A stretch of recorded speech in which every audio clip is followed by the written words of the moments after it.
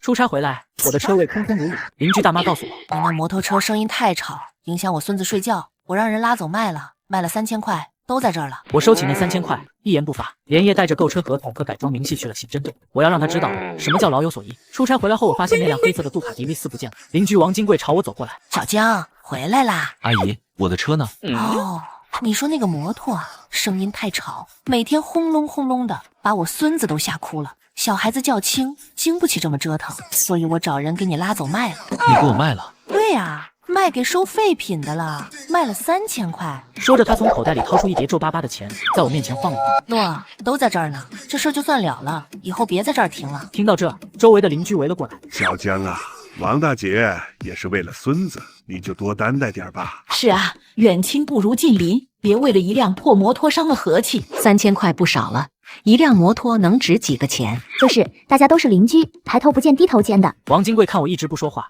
有点不耐烦。你这孩子怎么回事？跟你说话呢，钱都给你了，你还想怎么样？不就一辆车吗？我赔你钱了。我沉默着伸出了手。干什么？钱？哦，早这样不就完了吗？他慢悠悠地从口袋里掏出那3000块钱，数了数，抽出几张。孙子看病花了点，这是剩下的。说着，他把一叠钱拍在我手里。我低头看了看，大概2000出头。这就对了吗？和气生财。小江是个懂事的孩子。我收起钱，一句话也没说，直接转身拖着行李箱往楼道里走。以后别把那玩意儿停这儿了，听见没？回到家，我快步走到书房，将我的购车合同跟改装清单放进文件袋，然后我把那2000多块钱整齐的叠好，一并放进文件袋，前往市刑侦大队。15分钟后，出租车停在了市刑侦大队的门口。我深吸一口气，走了进去。值班的警察拦住了我。你好，有什么事吗？我来报案。说着，我把手里的文件袋放在他面前的桌子上。报什么案？我的车被偷了，或者说被邻居恶意侵占并变卖了。邻里纠纷，这个你应该去你家所属的派出所报案，由他们调解。这不是纠纷，这是刑事案件。那你先把情况说一下吧。我邻居王金贵趁我出差期间，私自将我停在私人车位上的摩托车变卖，变卖所得3000元。他声称一部分是给他孙子的精神损失费，把剩下的2350元给了我。这不就是典型的邻里纠纷吗？为了一辆摩托车，不至于来刑侦大队。车不贵吧？我没有回答他，只是打开了文件袋，把里面的东西一件一件的拿出来。警察同志，请您先看看这些。杜卡迪 V4 天蝎排气，欧林斯减震。他每念出一个名字，脸上的表情就凝重一分。这辆车是你的？是我的，合同和证件上都是我的名字，总价值大概在40万左右。听到这，年轻警察倒吸一口凉气，立刻拿起桌上的对讲机。张队，你来一下，这里有个大案子。很快，一个中年男人走了过来。怎么回事？年轻警察指了指桌上的文件。张队，你自己看。那个被称为张队的男人拿起合同，快速浏览，随后他放下合同，又拿起那叠钱。这是我邻居卖掉我车之后给我的赔偿款。40万的车，他卖了3000。是的，他说声音太吵，影响他孙子睡觉。小伙子，你想要我们怎么做？我不想私了，也不要任何赔偿，我只要求依法处理。盗窃罪、侵占罪还是故意毁坏财物罪，我只有一个要求，该判多少年就判多少年。行，我明白了。我们需要给你做一份详细的笔录，另外我们需要你提供你邻居的详细信息，以及那个收废品的人的联系方式。收废品的人我不知道，但我邻居的我可以提供。还有，小区里有监控，我的车位正对着一个摄像头，那个摄像头应该拍下了我的车是怎么被拉走的。很好，小王，马上立案，通知技术科去调取监控，通知辖区派出所配合我们，立刻找到那个叫王金贵的嫌疑人。还有，必须把车给我找回来。张队说完后，整个值班室的气氛瞬间变得紧张起来。笔录做完，已经是深夜了。张队亲自送我出来。你放心，这个案子我们一定会一查到底，有任何进展，我们会第一时间通知你。谢谢。我站在刑侦大队的门口，看着警车亮起警灯，呼啸而去。我知道他们是开往我家的方向，一场好戏马上就要开场了。我没有回家，而是在刑侦大队附近找了一家酒店住下。我不想看到王金贵被带走的丑态，更不想听那些邻居们的道德绑架。凌晨3点，张队打来了电话。江先生，打扰你休息了。没事，你说。嫌疑人王金贵已经抓到了。他承认了？承认了。他说他就是觉得你的车吵，看你不顺眼，所以找了个收废品的卖了。我们问他车卖给了谁，他说不记得了，就是一个路边的小贩。我们在他家里找到了剩下的650块钱，我们连夜审了，但他一口咬定就是不知道卖给了谁。那车呢？找到了吗？暂时还没有，我们正在通过天网系统追踪那辆拉走你车的废品3轮车，但是时间过去了1天，范围太大了，需要一点时间。我明白。另外还有一个情况，王金贵的儿子叫禽兽，现在正在我们队里，他要求见你，他说他愿意赔钱，希望你能跟他私了，还说让你开个价。我沉默了。开个价？我的黑骑士，我的父亲的遗物，是可以用钱来衡量的吗？张队，我的态度在报案的时候就已经说得很清楚了，我不会见他，我也不会私了，一切请你们依法处理。好，我明白了。有你这句话，我们办案就更有底气了。你好好休息，有消息我再通知你。挂了电话，我再次进入梦乡。早上8点，我被一阵急促的电话铃声吵醒，是一个陌生号码。我接了起来。喂，是江先生吗？我是王金贵的儿子禽兽啊！江先生，我妈她年纪大了，不懂事，你千万别跟她一般见识，我求求你了，你跟警察说一声，放了她吧。钱我赔，你说多少我都赔。我没有说话。40万是吧？我赔，我砸锅卖铁也给你凑齐，只要你肯撤案，只要你肯私了。我妈她有高血压，有心脏病，她经不起这么折腾的。秦先生，现在才想起来你母亲有病，晚了。从她动我车的那一刻起，这件事就已经不是钱能解决的了。说完，我挂断了电话。很快他又打了过来，我直接拉黑。接着是各种各样的陌生号码，一个接一个的打了进来。我知道是我的那些邻居们，也是时候回去会会他们了。想到这里，我打车回了小区。刚到小区门口，我就被一群人围住了。张大爷、李大妈，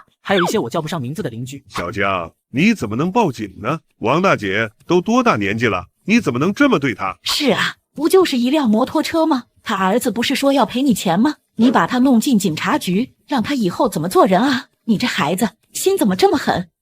我的车被他偷走卖了，我不报警，难道还要给他送一面锦旗吗？什么偷？说的那么难听，王大姐就是跟你开个玩笑。对，就是开玩笑。哦，把价值40万的车卖了3000块，这是一个玩笑？那我是不是也可以把你们的房子卖了，然后跟你们说我只是开了个玩笑？这句话像一颗炸弹，在人群中炸开。40万，你那破摩托！我拿出手机，点开那张我和黑骑士的合影，举到他面前。李大妈，你睁大眼睛看清楚，这是杜卡迪 V4全球限量版，你一辈子的退休金可能都买不起它的一个轮子。李大妈的脸瞬间变得惨白，人群霎时一片死寂。就在这时，禽兽从人群中冲了出来，扑通一声跪在了我面前。江先生，我错了，我们全家都错了，求求你高抬贵手，放过我妈吧。我还没说话，手机就响了，看到是张队的电话，我便按下了免提。江先生，好消息，车找到了。找到了，太好了，车找到了。禽兽像是抓住了救命稻草，回头冲着那群邻居大喊：听见没？车找到了，我妈没事了。周围的邻居们也都松了一口气。找到了就好，找到了就好。这下好了，小江，车找到了，你就撤案吧。是啊，禽兽也说了会赔偿，这事就算了吧。我没有理会他们。张队在哪里找到的？江先生，你最好有个心理准备。他情况不好，是吗？非常不好。我们在城西的一家废品回收站找到了他。找到的时候，他正在被拆解，还能修复吗？修复的可能性不大了，车架被切割了，很多核心部件都不见了。我们的人正在现场清点、拍照取证。江先生，这已经不是盗窃了，这是性质极其恶劣的故意毁坏巨额财物案。我明白了，张队，我需要过去一趟。可以，我派人来接你。好。我挂了电话，看到不远处的禽兽还沉浸在喜悦之中。江先生，你看，车也找到了，维修费我出，不管多少钱我都出，你就高抬贵手，把我妈放出来吧，行吗？维修？你妈把它卖给了废品站，让人把它切割成了废铁。你告诉我怎么维修？拿胶水粘起来吗？什么？切割了？对，切割了。你的好妈妈和收废品的人一起把它大卸8块了。不可能，我妈她不知道那车那么贵。她不知道，所以就可以随意处置别人的东西，这是什么逻辑？这是强盗的逻辑。我的声音陡然拔高，周围的邻居们吓得后退了好几步，再也不敢出声。他们终于意识到这件事的严重性远远超出了他们的想象。不久后，一辆警车停在了我们的面前，车上下来的警察正是我在刑侦队见过的那个小王。江先生，张队派我来接你。好，我点点头，准备上车。禽兽却突然冲了过来，死死地抓住车门。不能去，你不能去，你去了，我妈就真的完了。江先生，我求求你了，不要去。先生，请你冷静一点，妨碍公务，我们可以拘留你的。禽兽被吓住了，不敢再乱动。我没有再看他一眼，直接坐进了车里。警车缓缓启动，我从后视镜里看到禽兽瘫倒在地。警车一路疾驰，开往城西，我的心也跟着一路下沉。我不知道我将要面对的是怎样一幅残忍的画面。城西废品回收站，小王把警车停在一个巨大的仓库门口，门口已经拉起了警戒线，几个穿着制服的警察正在忙碌着。张队看到我下车，朝我走了过来。江先生，张队，做好心理准备。我点点头，深吸一口气，迈步走了进去。仓库里堆满了各种各样的废旧金属，像一座座小山。而在仓库最中央的一块空地上，铺着一块巨大的蓝色防水布，上面零零散散地摆放着一些零件。我的脚步停住了，那是我和爸爸一起亲手改装的黑骑士。我看到了那根金色的欧林斯减震，上面布满了划痕，已经被暴力拆卸下来。我还看到了那个红色的布雷博刹车卡钳，被随意地扔在一边，沾满了油污。我慢慢地走过去，想要触摸那些冰冷的残骸，但却手抖到无法拿起这些零件。对不起，让你看到这些。不，我应该看到，我应该记住这张脸，这群人的嘴脸。我站起身，重新看向那些残骸。张队，这些零件都清点出来了吗？都清点出来了，技术人员正在进行价值评估。根据我们初步估算，被毁坏的财物总价值超过40万。根据刑法第275条，故意毁坏公司财物，数额巨大或者有其他特别严重情节的，处3年以上7年以下有期徒刑。王金贵这次是跑不掉了。那个收废品的呢？也抓到了。说着，张队指了指仓库角落里一个蹲在地上的中年男人，他穿着一身脏兮兮的衣服，双手背靠着，垂着头，不敢看我。就是他。我们找到他的时候，他正准备把这些改装件卖给一个专门做二手零件的贩子。这些改装件每一个都价值不菲，他想大赚一笔。他叫什么？赵四。他和王金贵是什么关系？王金贵说是他远房的亲戚。他说是他主动联系的赵四，让他来把车拉走处理掉的。他知道这车值钱，所以跟赵四商量好了，卖零件的钱2人3-7份，他7，赵四3。我听着张队的话，只觉得一阵反胃。江先生，我们还需要你对这些零件进行最后的指认，然后在笔录上签字。好，我知道了。随后我跟着技术人员一件一件的指认。这是天蝎全段排气购买价格3万2，这是欧林斯后减震购买价格1万8，这是布雷博刹车卡钳1对，购买价格2万6。签完字我便走出了仓库。就在此时，张队的手机响了，他接起电话，听了几句，脸色微微一变。没多久，他挂了电话，走到我面前。江先生，有个新情况，王金贵的儿子禽兽找了个律师，律师刚刚联系了我们，说要申请取保候审，理由是王金贵患有严重的心脏病和高血压，不适合羁押。又来这套，这只是他们的常规操作，法院不会轻易批准的。但是那个律师还提出了一件事，他说他代表禽兽想跟你谈一下赔偿的问题，只要你肯出具一份谅解书，价格随你开。张队，你替我转告他，我的黑骑士是无价的，想让我谅解，那就让他把牢底坐穿。好，我会把你的原话一字不差的转告给他们。禽兽律师的电话很快就打到了我的手机上。江先生您好，我是禽兽先生委托的张律师。有事？是这样的，关于您摩托车受损一案，我当事人禽兽先生愿意承担所有的经济损失，并且在此基础上额外对您进行精神补偿50万，您看可以吗？只要您愿意签署一份谅解书。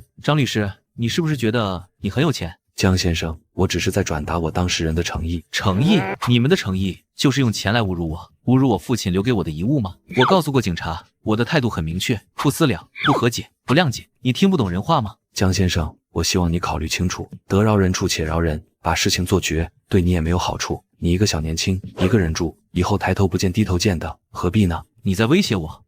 我只是在善意的提醒你。提醒我什么？提醒我你们这一伙人不仅有罪犯，还有流氓吗？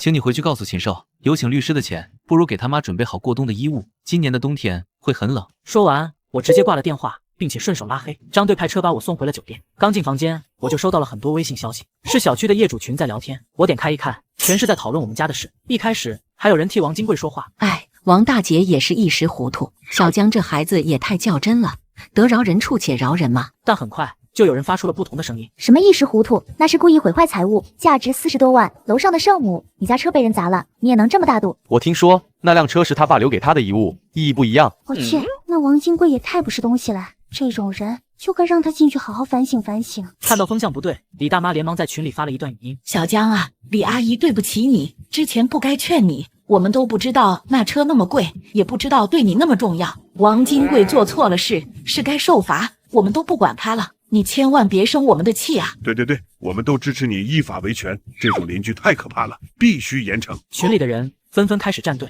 我关掉手机，不想再看这些虚伪的嘴脸。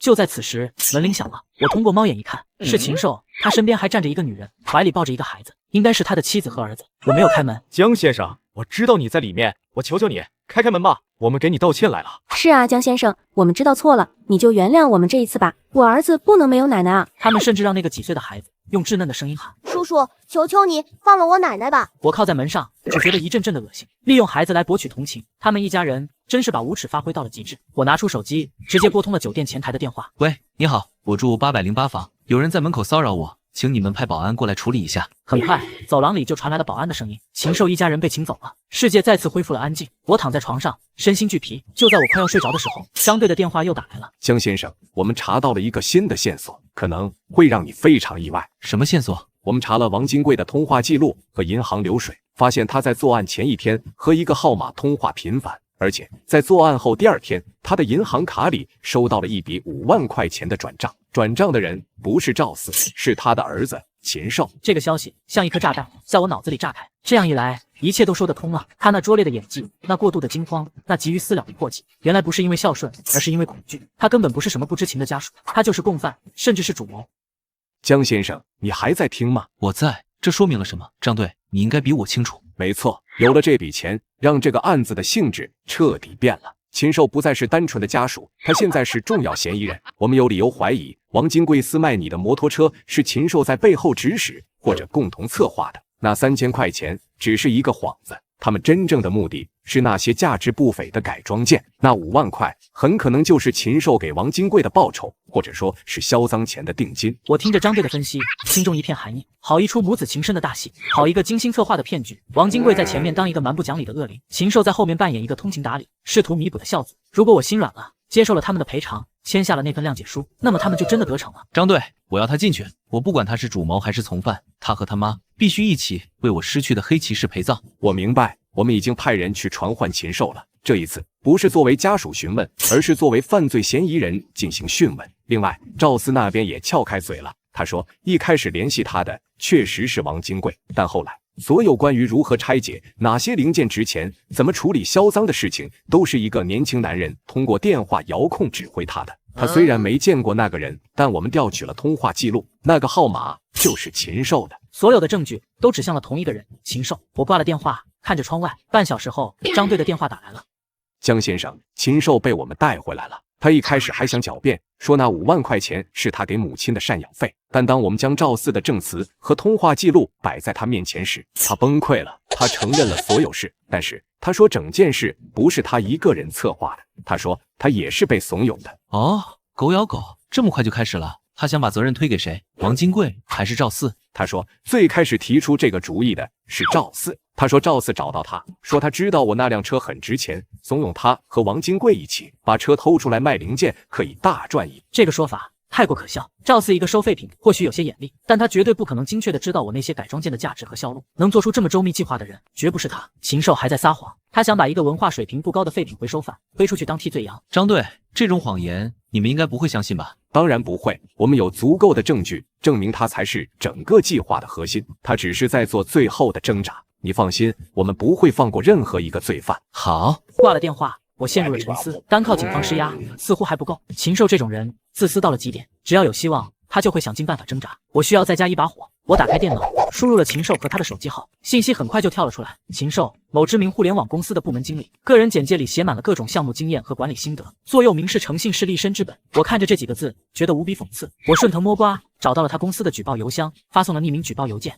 做完这一切，我靠在椅子上，长长的舒了一口气。禽兽，你不是最在乎你的事业和名声吗？我倒要看看，当你的公司知道你是一个盗窃犯，一个毁坏他人财物的罪犯时，你那份引以为傲的工作还能不能保得住？没过多久，一个陌生的本地号码给我打来了电话，电话那头传来一个女人的声音：江先生，你到底想把我们家怎么样？你把它毁了，对你到底有什么好处？是禽兽的妻子。看来我的那封邮件已经起作用了，他的反应比我预想的还要快。你该问的不是我，你应该去问你的丈夫，他到底想怎么样？你这个败类，你为什么要这么做？我们不是都说了要赔钱吗？你为什么就是不肯放过我们？他已经被公司停职了，你满意了吗？你开心了吗？毁掉你们家庭的不是我，是你们的贪婪。当你的丈夫策划着毁掉我父亲遗物的时候，你们的家庭就已经开始崩塌了，这是报应。说完，我直接挂断了电话，顺手拉黑。第二天一早，张队就给我打来了电话，语气里有种说不出的复杂。江先生，你这一招真是釜底抽薪啊！禽兽的公司把他停职调查，他所有的希望都破灭了。他和他妈今天在审讯室里彻底闹翻了，他们互相指责，把所有的罪责都往对方身上推。王金贵哭着喊，是禽兽这个不孝子骗了他，说那车是无主之物，卖了钱就能给他换个大房子，还说他是被儿子给坑了。禽兽则骂他妈又蠢又贪，一点小事都办不好，把他一辈子的前途都给毁了。两人把所有丑事都抖了出来，我们记录都记不过来了。现在他们都想当污点证人，争取立功表现，获得宽大处理。真是天真，他们两个谁也别想跑。那是当然，他们的罪证确凿，一个共同犯罪，谁也脱不了干系。不过王金贵在情绪激动的时候说漏了一件事。什么事？他说最早跟他说你的车子很值钱，让他动歪心思的是你家对门的邻居，那个之前劝你要大度的李大妈。李大妈这个名字像一道惊雷在我耳边炸响。这是真的吗？这是王金贵在情绪崩溃下说出来的。他说有一次他在楼下抱怨你摩托车声音大，李大妈就凑过来说，你可别小看这辆车，这车值一套房子的钱呢。王金贵当时不屑，李大妈就添油加醋，说他儿子在网上查过，你这种车叫什么杜卡迪，是摩托车里的法拉利。他还说这车随便拆个零件下来都够普通老百姓吃1年的。我听着张队的复述，每一个字都让我不寒而栗。我回想起来了，李大妈的儿子确实是个车迷。有一次我在楼下擦车，他还过来围观了很久，问东问西。当时我只觉得他是好奇，现在想来，他看我的车的眼神里满是羡慕和嫉妒。原来从那个时候起，他们一家人就已经盯上了我的黑骑士。王金贵后来说，是李大妈一步步怂恿他的。李大妈跟他说，小江一个小年轻，又经常出差，车停在这里也没人管，你把车弄走，他能怎么样？到时候他回来了，你就说不知道，或者随便赔他几千块钱，他一个小年轻还能跟你一个长辈闹吗？这事儿就这么过去了，白捡一大笔钱，多好！我听得浑身发冷。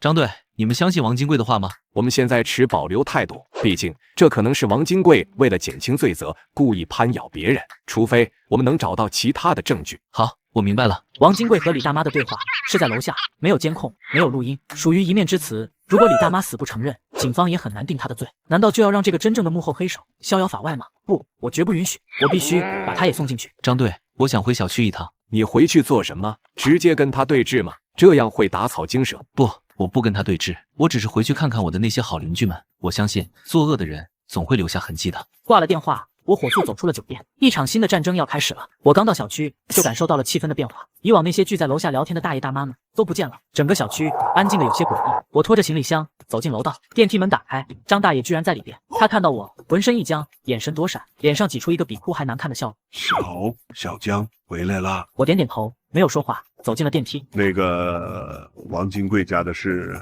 我们都听说了，是我们老糊涂了，不该说那些话，你别往心里去。没关系，不知者不罪。这几个字我说得很轻，但张大爷的脸却瞬间涨成了猪肝色。电梯到了我的楼层，我走到家门口，拿出钥匙。就在这时，对面的门突然打开了，李大妈从里面探出头来。哎呦，小江回来了，快进屋，快进屋。不了，李阿姨，我刚回来，家里乱，得收拾一下。哎，你这孩子就是太客气。他一边说，一边上上下下的打量我。王金贵家的事真是作孽啊！谁能想到呢？知人知面不知心啊！平时看他人还挺好的，怎么能干出这种事？他一边说，一边摇头叹气，一副痛心疾首的样子。是啊，我也没想到。不过警察说了，这件事可能还有幕后黑手。警察说，王金贵一个人没那么大的胆子，也没那个脑子，肯定是有人在背后给他出主意，怂恿他。是吗？还有这种事啊？对啊，警察说了，等把那个幕后黑手抓出来，要从重处理，教唆犯罪，罪加1等呢。到时候他们一家人正好可以在里面团聚了。我说完笑了笑，李大妈的脸却瞬间没了血色，她勉强挤出一个笑容。那感情好，一定要把坏人都抓住。行了，小江，你刚回来肯定累了，快回去休息吧，阿姨不打扰你了。她说完就匆匆忙忙地关上了门。看着那扇紧闭的大门，我扯了扯嘴角，冷笑一声。我回到家没有收拾行李，而是打开电脑，开始搜索李大妈一家的信息。李大妈的儿子在一家小公司上班，收入一般，儿媳妇没有工作，一家人的生活全靠他儿子一个人的工资。我点开他儿子的朋友圈，最近的一条是在1个月前，抱怨房价太高，首付都凑不齐，女朋友家逼得紧，快要分手了。看到这里，我明白了，李大妈的作案动机就是这个，因为穷，因为嫉妒，所以就想毁掉别人的东西，来满足自己阴暗的心理。我把这些信息截图保存，然后我调取了小区的物业监控系统，找出了过去1个月我家门口走廊的监控录像，开始一帧一帧的仔细查看。终于在案发前3天的下午，我看到了王金贵和李大妈2个人鬼鬼祟祟地站在我的车位前，指指点点。李大妈的嘴巴不停地动着，似乎在说着什么。王金贵的表情从疑惑到震惊，最后变成了贪婪。虽然听不到声音，但这画面已经是铁证了。我把这段视频保存了下来，发给了张队，并附上了一句话：张队，蛇出洞了，可以收网了。张队收到视频后，立刻给我回了电话。江先生，你真是我们的福星，这段视频太关键了。虽然没有声音，但结合王金贵的口供，已经足以形成一条完整的证据链。我现在就申请拘捕令。好，我只说了1个字，心情却无比畅快。半个小时后，一辆熟悉的警车悄无声息地驶进了小区，车停在了我们这栋楼的楼下。几个便衣警察径直走进了楼道。很快，我就听到了对面传来了激烈的敲门声和李大妈惊慌失措的尖叫。你们是谁？你们要干什么？警察，开门！我不开，你们凭什么抓我？我犯了什么法？我们有拘捕令，再不开门，我们就强制破门了。没多久，门被撞开，李大妈的哭喊声、咒骂声，她他儿媳妇的哭声交织在一起，一场迟来的闹剧终于上演。周围的邻居们都打开了门，探出头来看热闹，他们的脸上写满了震惊和不可思议，谁也无法相信，那个平时最爱说教、最爱站在道德制高点上指责别人的李大妈，竟然是这起恶性案件的幕后主使。很快，戴着手铐的李大妈被2个警察架了出来，她披头散发，面如死灰，再也没有了往日的威风。当她经过我家门口的时候，李大妈猛地抬起头，看到了站在门口的我。是你做的对不对？我做鬼也不会放过你的。李阿姨，别急，你们一家人正好做个伴。我的话像最后一根稻草压垮了他，他两眼一翻，晕了过去，被警察拖进了电梯。张大爷、李大妈家的儿媳妇，还有其他的邻居们都呆呆地看着我，眼神里满是敬畏和恐惧。我没有理会他们，转身关上了门。晚上，张队给我打来了电话：江先生，所有犯罪嫌疑人全部到案，王金贵、秦寿、赵四、李大妈4个人，一个都不少，证据链完整，事实清楚，他们对自己的罪行供认不讳。接下来案子就会移交到检察院提起公诉。太好了，谢谢你，张队。是我们该谢谢你，如果不是你的坚持和冷静，这个案子可能就真的被当成邻里纠纷处理了。是你让我们看到了一个公民在面对不法侵害时最该有的样子。这是我应该做的，因为我得给我的黑骑士一个交代。挂了电话，我打开了那个装满证据的文件袋，拿出了那张我和黑骑士的合影。伙计，别怕，伤害我们的人都得到了应有的惩罚，接下来就是法庭了，我会亲眼看着他们被送进那个他们该去的地方，这是我对你的承诺。距离全员落网已经过去了1周，在此期间我搬出了那个小区，在市中心租了一套公寓，暂时住了下来。这天上午，我接到了一个陌生的电话。你好，是江先生吗？我是检察院的，我姓林，是您那起财务损毁案的公诉人。林检察官，您好。我需要和您见一面，核对一些案卷的细节，可以吗？当然可以。今天下午3点，检察院3号接待室，您方便吗？方便的。下午我准时到达了检察院，在接待室里，我见到了林检察官。江先生，请坐。案卷我都看过了，警方的工作做得很扎实，证据链非常完整。但是在提起公诉之前，我需要和你确认几件事。您说。第一，关于这辆车的价值，这个价值是包括了车辆原价和所有改装件的价格，对吗？对。对方的辩护律师一定会在这里做文章，他们会说王金贵和李大妈作为没有相关知识的老年人，并不知道这辆车的真实价值，他们的主观恶意并没有那么大，他们会试图将故意毁坏巨额财物往过失或者侵占的方向引导，以求轻判。他们不知道，如果真的不知道李大妈为什么会怂恿王金贵，如果真的不知道禽兽为什么要在背后遥控指挥，精准的让赵四拆下那些最值钱的改装件，他们一家人早就把我的车研究透了，他们什么都知道。很好，你能想到这一点，说明我们的思路是一致的。第二点，关于你的诉求，我看了你的笔录，自始至终你都拒绝了任何形式的经济赔偿，也拒绝出具谅解书。我需要再跟你确认一次，你的态度有变化吗？没有，林检察官，我不知道你是否能理解，那辆车对我来说不是40万，它是无价的，是我父亲留给我，让我去看世界的眼睛，他们毁掉的是我生命里的一部分，这种伤害是任何金钱都无法弥补的，所以我的诉求只有一个，让他们受到法律最严厉的制裁，该判几年就判几年，1天都不能少。好，我明白了，江先生，你放心，作为你的公诉人，我会尽我所能为你争取最公正的结果，因为法律存在的意义不仅仅是惩罚罪恶，更是为了保护像你这样坚守正义的人。他站起身向我鞠了一躬，就在我准备离开的时候，林检察官突然又叫住我。哦，对了，还有一件事，4名嫌疑人的家属都为他们聘请了律师，而且是本市最好的律师团队。他们想干什么？无非就是那些套路，钻法律的空子，打同情牌，做无罪或者轻罪辩护，这会是一场硬仗。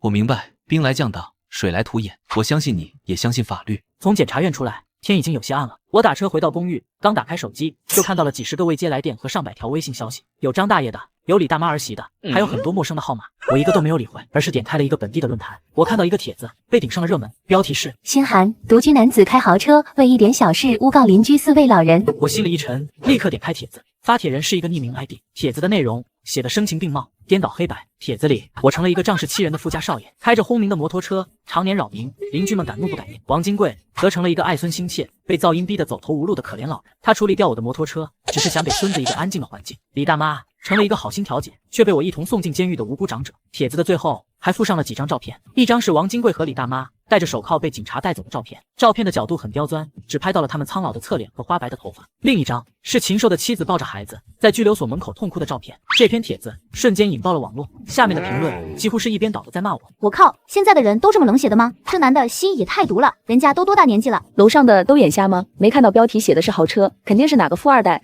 仗着有钱欺负人。支持大妈，噪音扰民就该治，我握着手机的手在微微发抖。这不是普通的帖子，这是一场有预谋、有策划的舆论战，是那个最好的律师团队出手了。他们想在开庭之前把我搞臭。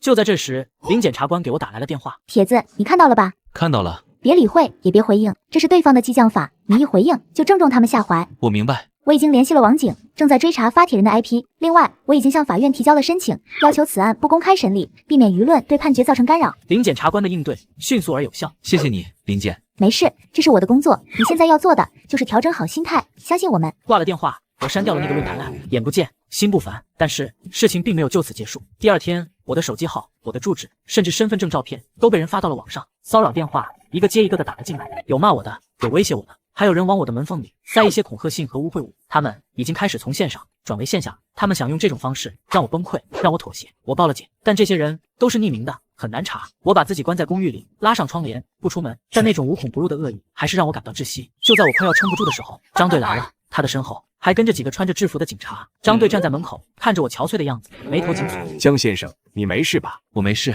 网上那些事我们都知道了，这帮人真是无法无天了。我们已经成立了专案组，一定会把这些骚扰你的人一个一个都揪出来。另外，从今天开始，我们会派人在你家楼下24小时值守，确保你的安全。他带来的不只是安慰，更是实实在在的保护。谢谢你们。别说谢，你是我们重要的证人，保护你是我们的责任，而且我们是战友，不是吗？这个词让我瞬间红了眼眶。张队他们坐了一会儿，跟我说了一些案子的进展，就离开了。楼下多了一辆警车，我的心彻底安定了下来。第二天，我接到了法院的通知，让我去参加一个庭前会议。所谓庭前会议，就是开庭前，控辩审三方坐在一起，就案件的管辖、证据、程序等问题进行沟通，这也是双方律师进行最后交锋和试探的机会。我跟着林检察官走进了法院的一间小会议室，对面坐着两个男人，穿着昂贵的西装，头发梳得整整齐齐，眼神里带着一种精英式的傲慢。他们就是那个最好的律师团队的代表，一个姓王，一个姓刘。江先生，久仰，你的事迹现在可是全网皆知啊！王律师，请注意你的言辞，我们今天来是谈案子的，不是来聊八卦的。王律师耸耸肩，不以为意。就在这时，法官走了进来，是一个严肃的中年男人。会议开始，双方律师立刻进入了战斗状态。王律师和刘律师果然名不虚传，他们对案卷的熟悉程度，对法律条文的运用都堪称顶级。他们先是对我们提交的证据提出了各种各样的质疑。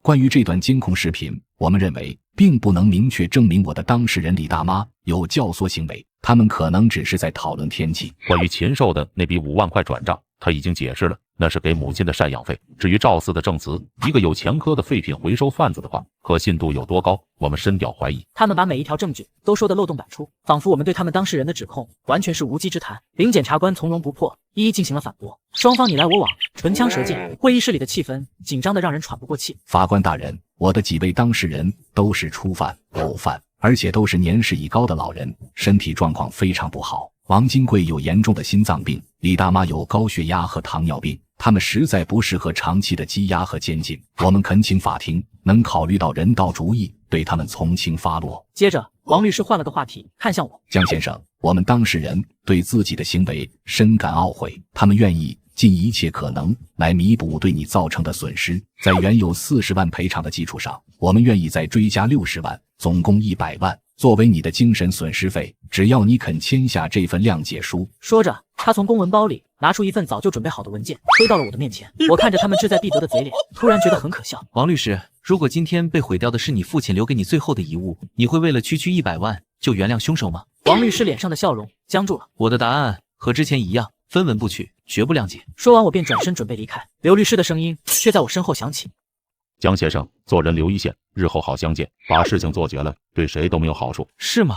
我倒觉得把你们这种人渣都送进牢里，对我，对这个社会都很有好处。说完，我转身离开。我知道最后的谈判破裂了，接下来就是法庭上真刀真枪的对决了，一场决定4个人命运的审判即将开始。很快，开庭的日子到了，天色阴沉，像是要下雨。我穿了一身黑色的西装走进法庭，林检察官在我身边给了我一个鼓励的眼神。被告席上，王金贵、李大妈、禽兽、赵四4个人穿着囚服并排站着，他们的脸上都带着憔悴和不安。王金贵和李大妈的头发似乎比之前更白了。禽兽低着头不敢看我一眼，他的妻子坐在观众席的第一排，抱着孩子，眼睛红肿。他们的辩护律师王律师和刘律师坐在他们旁边。法官敲响了语笛，开庭。整个法庭瞬间安静了下来。林检察官站起身，开始宣读起诉书。一桩看似简单的邻里纠纷，被他抽丝剥茧，露出了里面最丑陋的关于人性的贪婪和罪恶。起诉书读完，全场一片寂静。被告席上的4个人头埋得更低了。接下来是辩护律师的陈述。我的几位当事人法律意识淡薄，因为一些生活中的小摩擦，一时糊涂，才酿成了大错。他们的本意绝对不是想要侵占或者毁坏江先生的财物。王金贵女士只是因为孙子长期受到噪音的困扰，才想把摩托车移走。李大妈也只是出于邻里间的关心，多说了几句嘴。他们并不知道这辆车的真实价值。40万这个数字，对于他们这些普通老百姓来说，是天方夜谭，是无法想象的。这件事从本质上来说，是一场因为误会和无知导致的悲剧。他的声音充满了同情和惋惜，仿佛犯错的不是他们，而是这个世界。我冷冷地看着他表演。法官宣布进入法庭调查阶段。传原告江先生出庭作证。我深吸一口气，走上了证人席。江先生，我问你，你的摩托车在小区里是不是经常发出巨大的噪音？我的车符合国家标准，并且我只在白天正常出行时使用。你是在回避我的问题吗？我只问你，声音大不大？声音的大小是主观感受，对于不喜欢他的人来说，可能很大。很好，那么在你出差之前，是不是有多位邻居都向你反映过噪音扰民的问题？是的。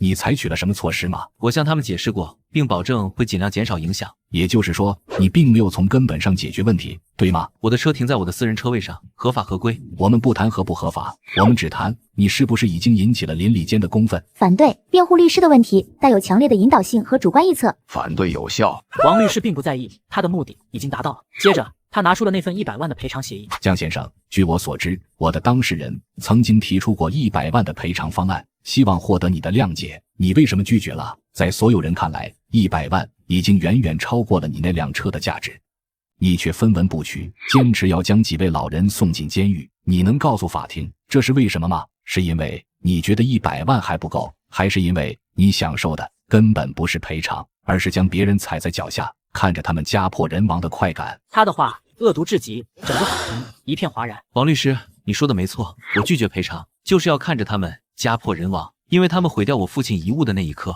我的家也亡了。我的话让整个法庭陷入了死一般的寂静。王律师脸上的得意僵住了，他没想到我会如此直接地承认他的指控，并且用一种他无法反驳的方式。法官的眼里闪过几分动怒。到此，针对我的盘问结束了。我走下证人席，回到了原告席。林检察官向我投来一个肯定的眼神。接下来是控方证人出庭。第一个是张队，他穿着一身警服走上证人席，他向法庭详细地陈述了整个案件的侦破过程，从接到我的报案到找到车辆的残骸，从抓捕王金贵到顺藤摸瓜揪出背后所有的浓雾。他将一份份证据呈现在法庭上，每一份证据都像一把重锤敲在被告人和他们律师的心上。王律师和刘律师试图对这些证据提出质疑，但张队的回答滴水不漏。作为一名经验丰富的老刑警，他用事实和逻辑粉碎了对方所有的狡辩。张队作证完毕。控方传唤下一位证人张德全。听到这个名字，观众席上起了一阵小小的骚动。张德全就是张大爷，他颤颤巍巍地从观众席上站起来，走上了证人席，他的脸上写满了紧张和愧疚。张先生，请问你认识被告席上的王金贵和李大妈吗？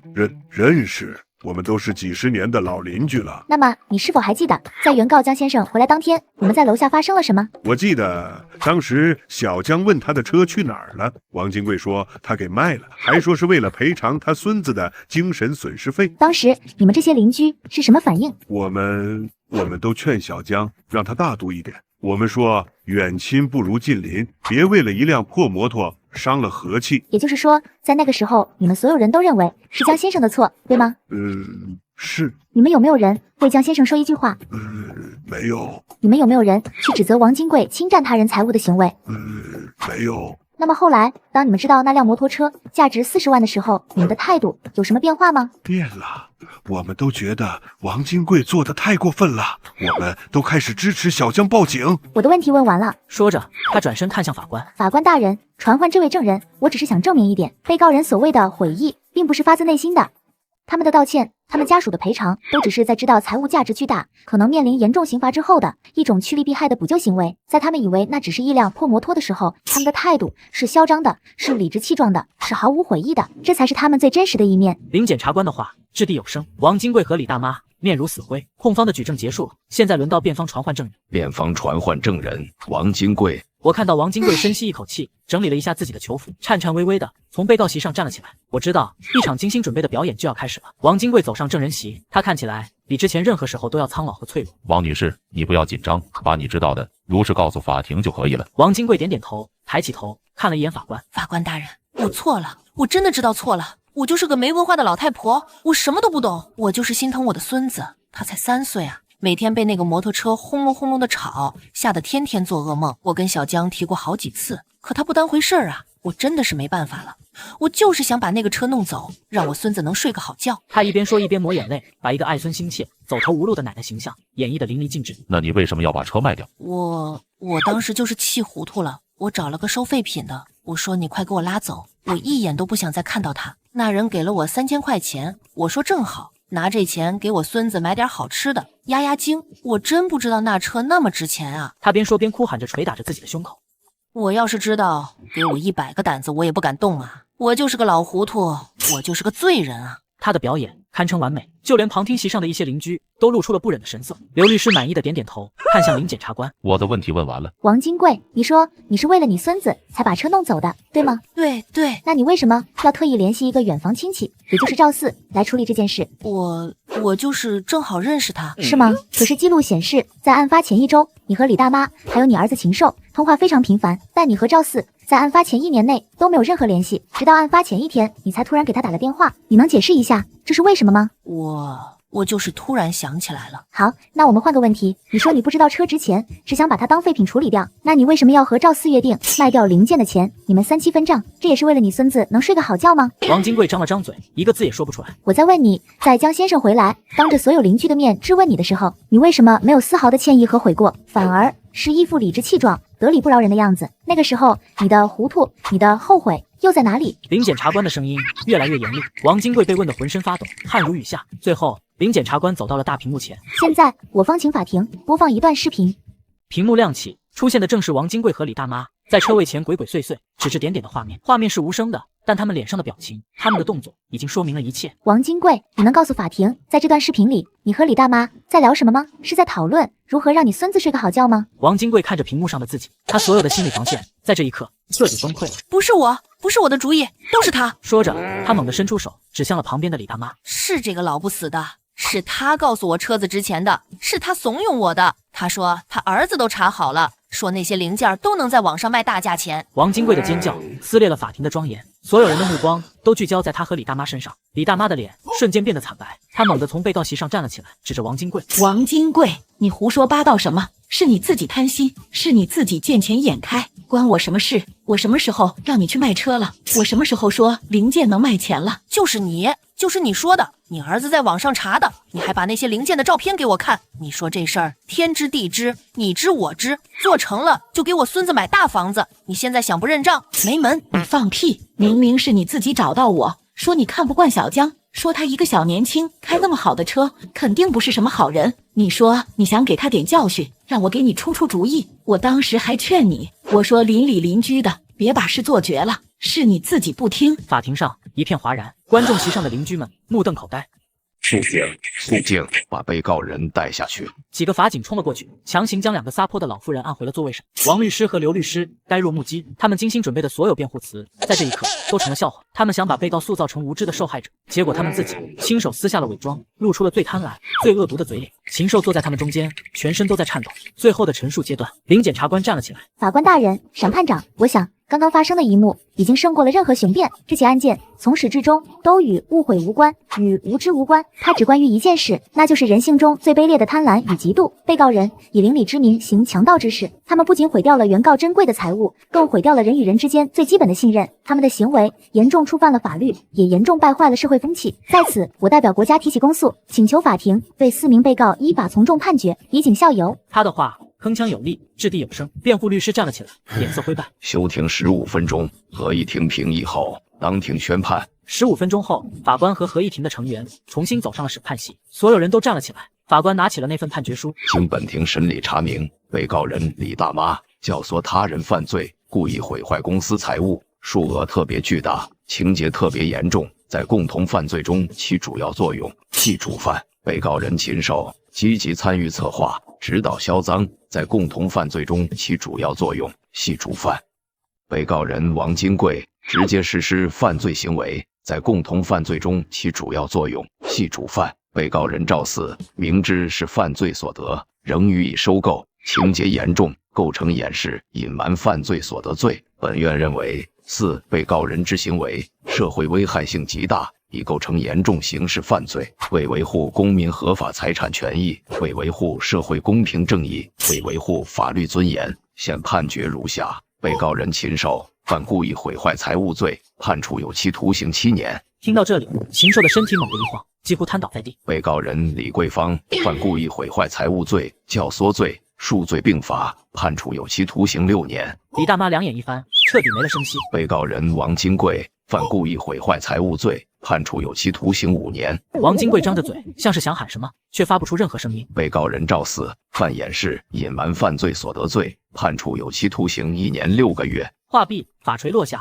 发出沉重的一响。审判结束后，我走出了法院。林检察官和张队向我走过来。江先生，恭喜你！谢谢。是你坚持到了最后，才换来了这个结果。接下来有什么打算？不知道，或许换个城市重新开始吧。聊完，我告别了他们，一个人走在雨中。就在这时，我的手机震动了一下，是一条来自我已经去世的父亲的短信，上面只有一句话：小子，去爸爸的老车库看看。我的大脑一片空白，我爸的号码，这怎么可能？是恶作剧吗？还是那些人又想出了什么新的花招？我的第一反应是警惕，但那句熟悉的称呼却让我所有的防备瞬间瓦解。只有我爸才会叫我小子。我握着手机，站在雨里，犹豫了很久，最后还是选择去了。